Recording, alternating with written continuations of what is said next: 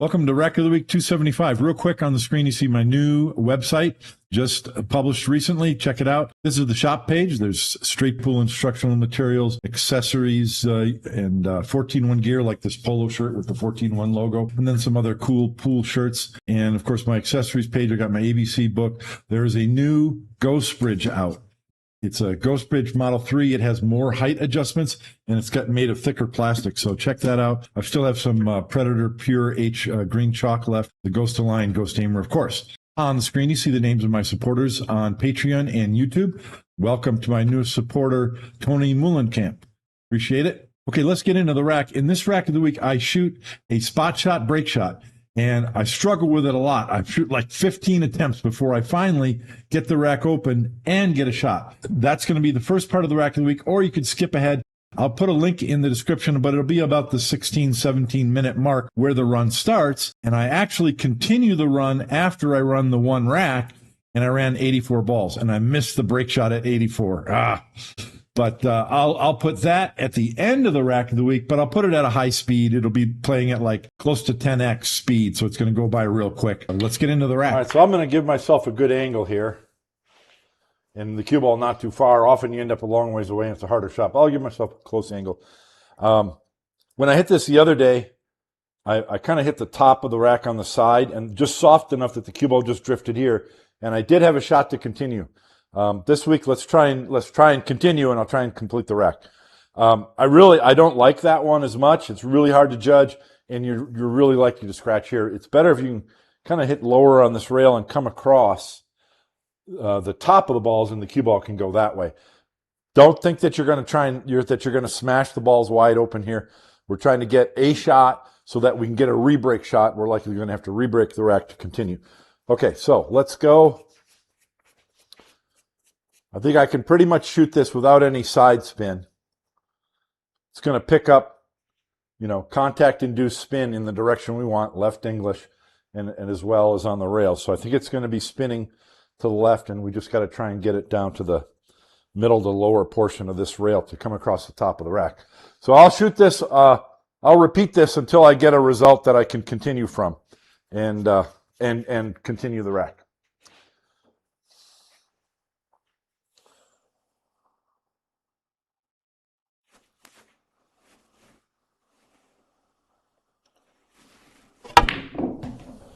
Okay, so probably a little nervous there, and I didn't really keep my cue level. It stunned. So I ended up, diving at the cue ball and not hitting it near the top, and so it was more of a sliding cue ball than a spinning, top spin cue ball, and so that just stunned it and killed it out of the corner. So let's try again.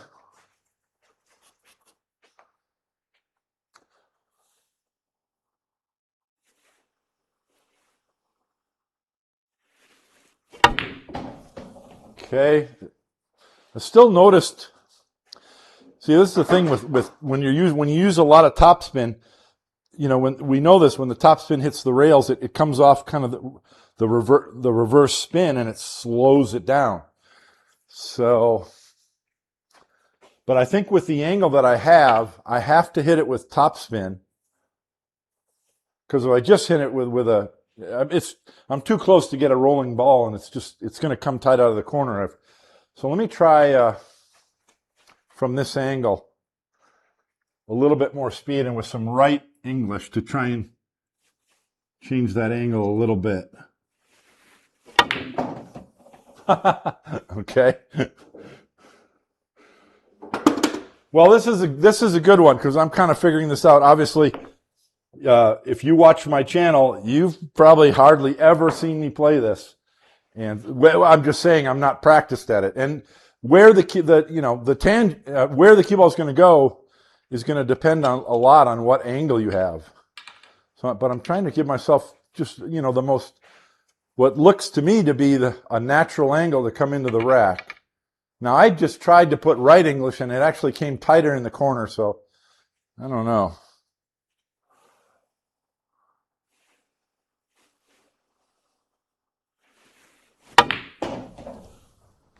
Yeah, see, I'm trying to come across the top of the rack, and I'm getting closer to it, but this is why, unless if you shoot this a lot and you're practiced at it, you're better off just playing safe.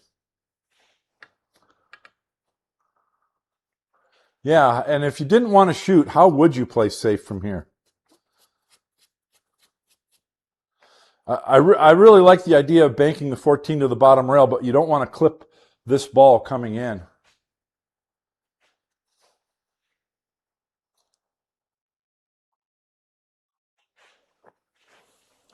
And then you're also,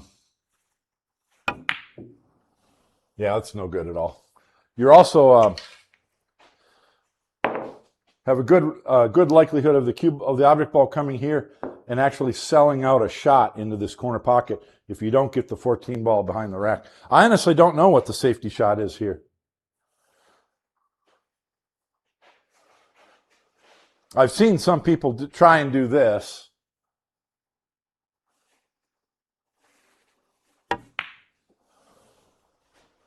I mean, that's not horrible. Geez, I hit it about as good as you could hit it. That's not a bad safety. It's a containing safety because your opponent isn't going to have any trouble, not leaving you a shot. They'll just knock the 5 over here or do something. But if you want to play safe, you've got to be really careful with that 14 ball because you can hit that too hard and then the 14 comes off the side of the rack and the cue ball comes out too far and you've left a shot. So I think for most players, I think that the going for the break shot is the right choice. And you saw I missed the rack 2 or 3 times. So what? Then you play safe. So you're giving yourself a chance to continue the run. But come on, let me try and hit this rack, huh?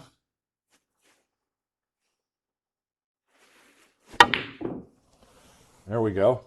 So that was coming into the side, and I believe I overcut the break ball. So let me try another one.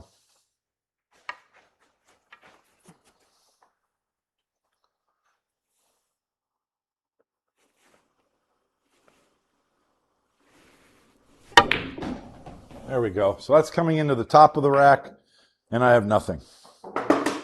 So that really shows you how hard it is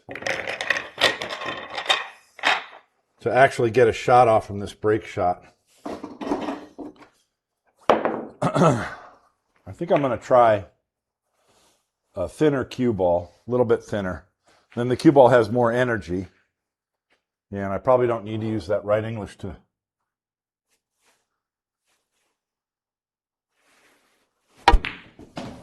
Well, it's taking the same path, which, I mean, that's to be expected because the object ball hasn't moved. So the tangent line off from the object ball is the same. Doesn't matter where you put the cue ball.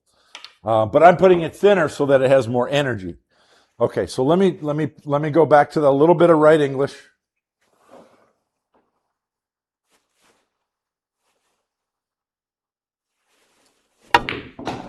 And now I've hit the top of the rack again, and you got to get it to come off the rack. This is a tough one, so you may not want to do this for this reason because I've put a ball very near the corner pocket, so now I've trapped myself. I have to play safe. Now, obviously, what you'll do here is just thin the 15 and leave the cue ball over here where there's no shot. But it begins at that tight safety battle below the rack when there's a ball near the pocket, which is probably something you might want to avoid.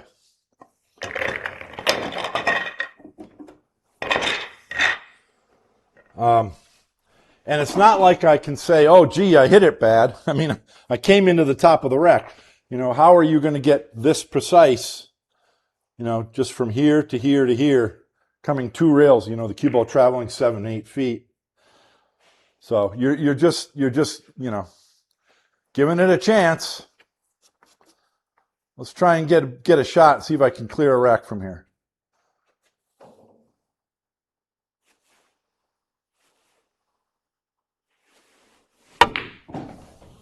Not like that.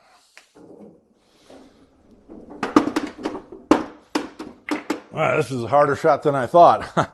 I have played this successfully before, but I don't remember where the cue ball was. I like the idea of being here where I'm a little bit thinner on this on the ball.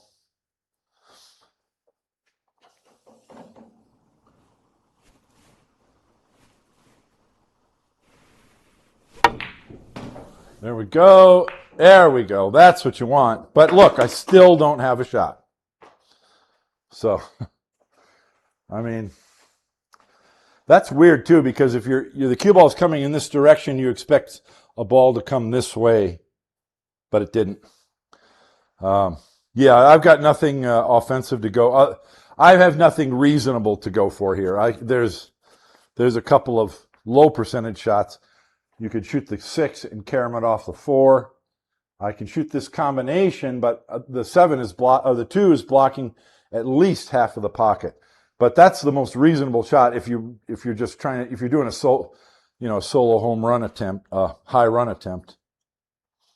Problem is, I've got to back cut the 15 a little bit to get it into that half of the pocket. So I've got to hit it hard enough. My cue ball's got to go 2 rails here. Yeah, so I should have a shot on the 6 or the 2 or the 15. No, not the 15. 15 is going to dribble down by the 7. Let's just see if I can do it. But I'll probably end up setting up the break shot again.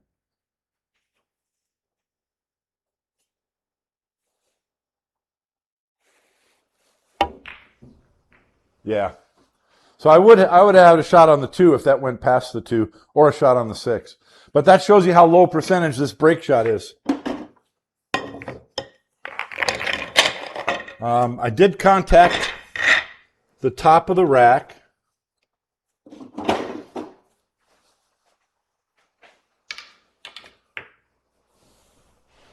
And so now I'm thinking, how high percentage is that scratch off the side of the rack?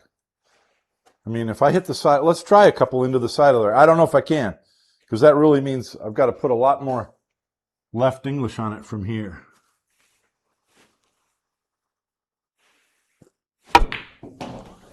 Yeah, see, it's hard to get there. Yeah, see, no shot. I can bank the 12 back here, or I can go rail first on the 1, but then my cue ball is going to take off, and I won't get a shot on the 12, most likely. So I may not be successful in running a rack from there. I don't know. I may have to switch to a different one than I do know.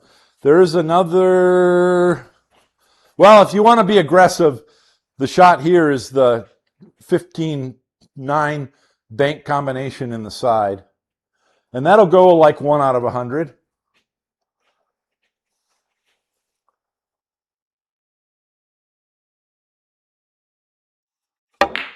Oh, man. Oh, it almost went. That's a rack I could handle if that would have gone. But of course, that's just a Hail Mary shot anyway.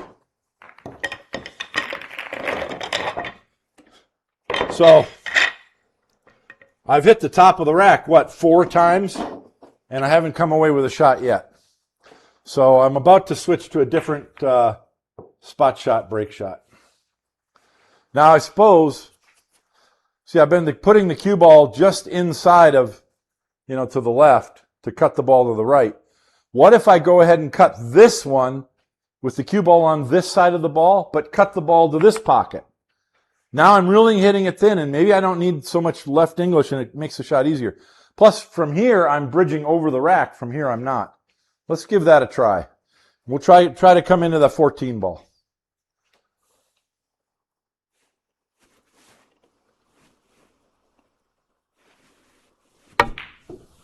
Nope.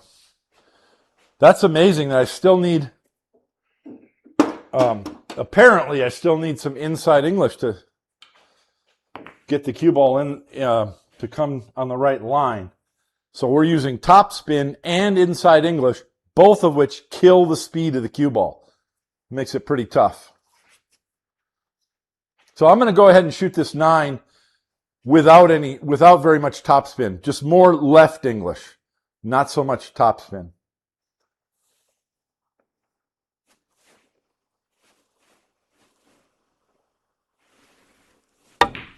And I missed it. So that went into the rack. What I'm seeing now is I didn't see that stall that top spin puts on it. That's a good thing because that's killing the speed. So if you can remove that from the equation, Then you don't have to hit it so hard.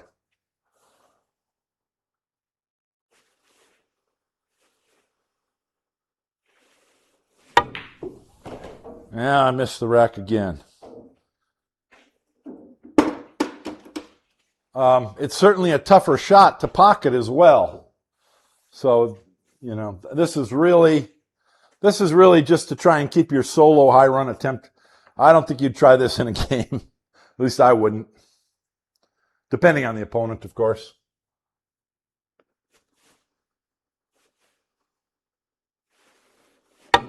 No. So I definitely got enough. Well, I overcut it. I overcut it. So that changed the angle completely. But let's give it another try.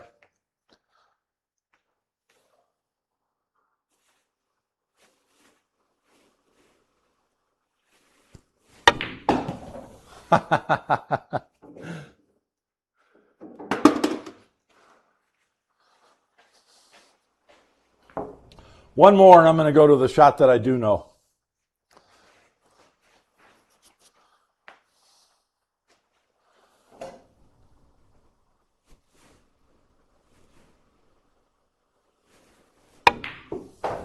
Hit that top. Oh!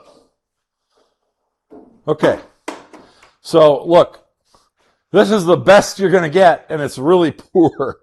I have a back cut on the 5, and I can't control the cue ball.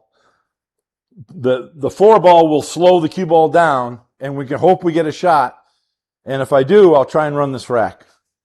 So what you want to do on this is don't think you got to blast this 5 ball and open the rack. No, all you're trying to do here is make the ball, because you can't continue shooting or play safe if you miss the 5.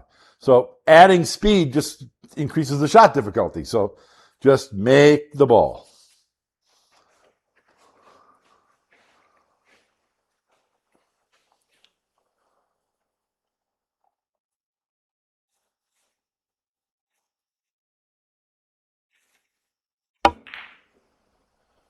And I squeezed it in and made another shot. Now, this looks reasonable. Of course, you're not going to get, you can shoot that shot 10 times, you're going to get 10 different results. So this is just recovery shots, just trying to keep the run going. Now, if I can put down the 2 or the 15 and open the rack, now I'm a favorite to clear. But, and actually I'm more than 50% to run the rack from here, but I've got to make one more shot. I think the 2 ball is easier, but the 15 could open the balls better. I think it's 6 of one and half a dozen of the other. I'm going to go ahead and just I can stroke the 2 ball with some top spin. Yes, I do have a bigger risk of scratching in the corner. But I like the odds of pocketing better. So let's go with that.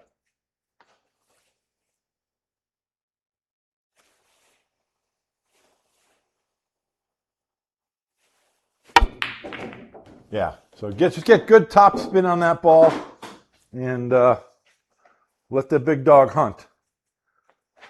So I've got 3 break balls, 15, 3, and 7. Obviously, I have to shoot the 1. I'm elevated over the 6, so I'm not going to try to do anything fancy.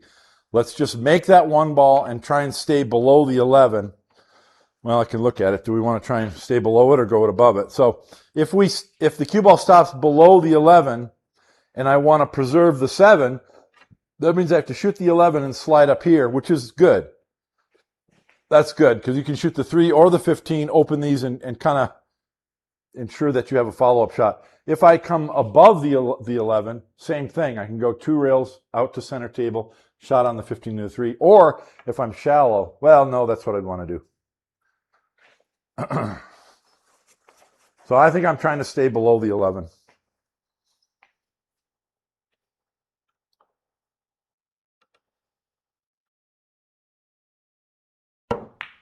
Well, I stayed way below it. So you're going to be tempted to run into these, and I might just do that. Yeah. If I was shallower, I could control the cue ball and slide up here, and I would much rather do that. But I've got to just take my chances here, run into it. You got to have top spin to get the cue ball loose. You don't have to blast it. I don't want to knock the 14 way up table, but the cue ball is probably going to hit the 8, but I don't want it to stick. I got to get the cue ball a little bit loose. So top spin is more important than speed here. You got to get top spin on it. Got to get that cue ball rolling forward after it contacts that pack. Maybe not that far. I was expecting the cue ball to hit it full and kind of go through.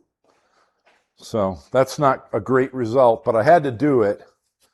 The 3 ball doesn't go, so we're going to shoot the 8.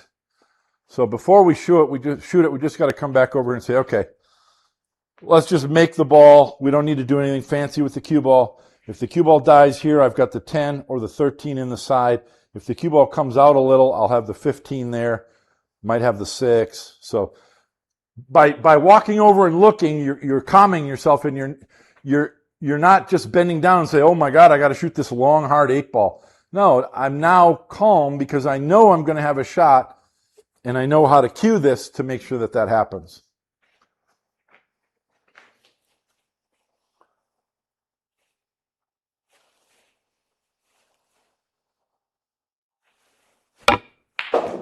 Okay, so I can shoot the 10 or the 13.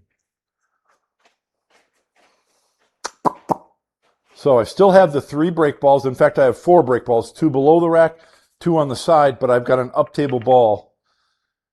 I can shoot the 10, and I don't want to do a lot with the cue ball. So if I do that, well, I do have a shot on the 6, but it's going to be hard. It's going to be hard to control the cue ball whatever I do. I could follow straight forward to shoot the 14. I think that's pretty aggressive because you can end up way short or end up right here. So I'd rather not do that. Yeah, I'm pretty darn straight on this 10. I'm just going to shoot it and then decide whether I shoot the 15 or the 6.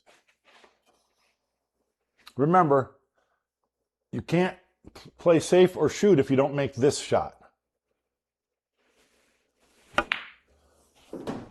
So I'm leaving the cue ball on the rail. I'd rather not, but I'm not going to miss the 10. I'm not going to sacrifice making the 10 to get the cue ball off the rail. So now I can roll the 14 in, or the 15 in rather. And depending how far it goes, I'm going to have a shot on the 12, 13 in the side, or the 7, or the 6. So see, once again, you walk over and look. Now I can shoot with confidence, even though I'm shooting off the rail, knowing I'm going to be good. And now that gives me the confidence to realize I don't need to baby this. I can let the cue ball roll all the way here if it wants to. It's going to be okay.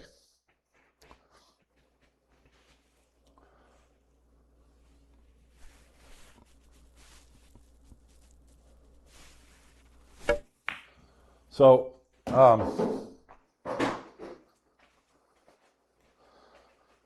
let's see, there's 1, 2, 3, there's only 6 balls left, and this is the first shot where the cue ball is finally in control, where from here, I should never have a tough shot.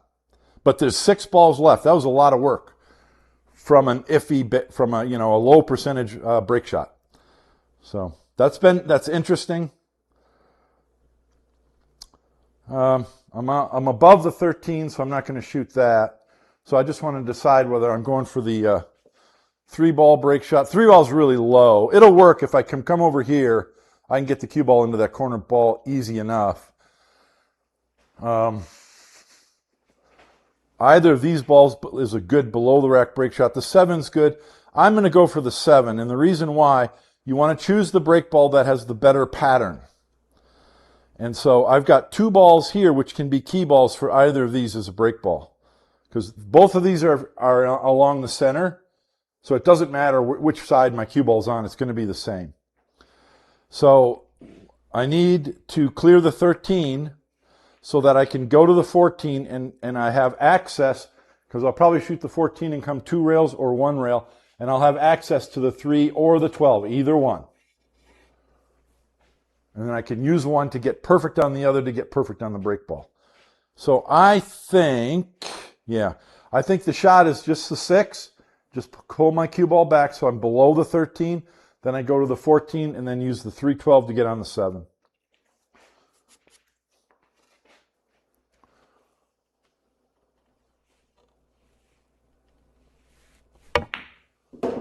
And underhit that a little bit. Yeah, I underhit that a lot. And I do have a choice here because I can shoot the 12 and hold the cue ball here below the 13. I don't want to get elevated over that 3. But you know what? Bumping the 3 isn't the end of the world because that pushes it towards the rail and it makes it an easier key ball to get on the 7. So I can go 12, 13, 14, and then it's easy to find that 3. Let's do that.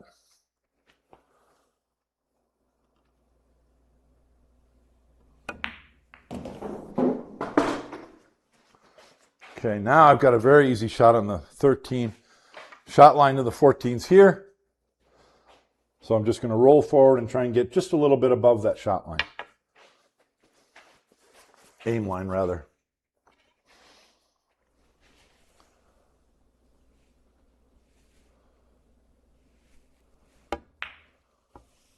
And that's all right. I didn't come too far. So before you shoot the 14, you got to look at this because you don't want to be straight in because then you're going to be shooting your break shot from off the rail. So you need an angle, but if you get too much angle, you can't stay on this side of the 7. It's not the end of the world if you have to go 2 rails, drop below the 7, and then come up here and shoot it from this side. But this is the tricky part of these key balls along the rail. You've got to get the right angle. So in order to do that, instead of just doing this with the cue ball, right, I'm going to do this because, angle in, angle out. So now I have a distance. From here, I have a longer distance where I have an acceptable angle on the 3. So drawing it down here is going to help get that angle.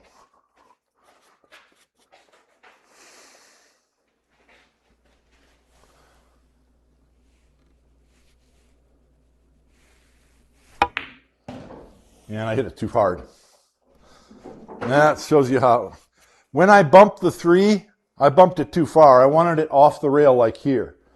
Then it's much, much easier to get a shot with the cue ball where you can cheat the pocket and get the cue ball maybe 2 rails to below the 7 here or something like that. So now I've got to do what I said. I've got to come below the 7. So basically I just need to come over here and look at it because I need to miss the 7. You don't want to come way over here because then you're coming up this way too close to the 7. You want to just miss it. Then you're coming over here and you have a longer distance here where your cue ball is going to have the right angle below the rack for the 7.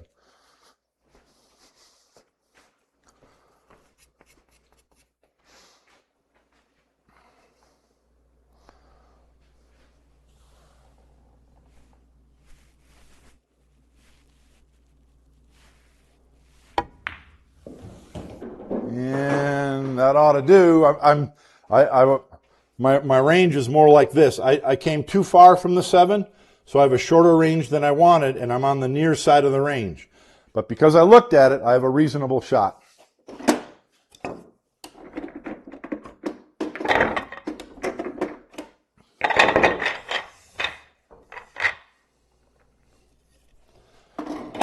Okay.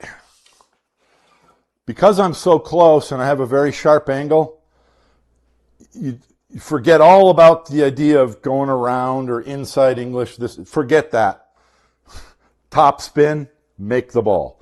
The cue ball is going to be going at this direction. You're not going to be able to control it. Just get top spin so it bounces off these balls and hopefully goes forward. It'll probably go to that rail and come straight back across, but let's see.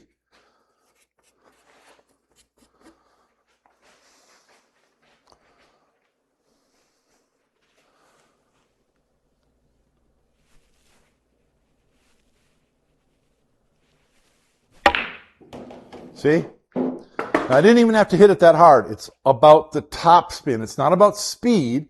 It's about top spin on the cue ball. Even at medium speed, if you get an extra spin on that cue ball after it hits the rack, it'll take off a little bit. That's what you need. So this is very, very reasonable. I have 2 break balls, the 1 and the 14. As always happens, you get 3 balls up table. on below the rack brake shots like that. And so this will be relatively simple to clear.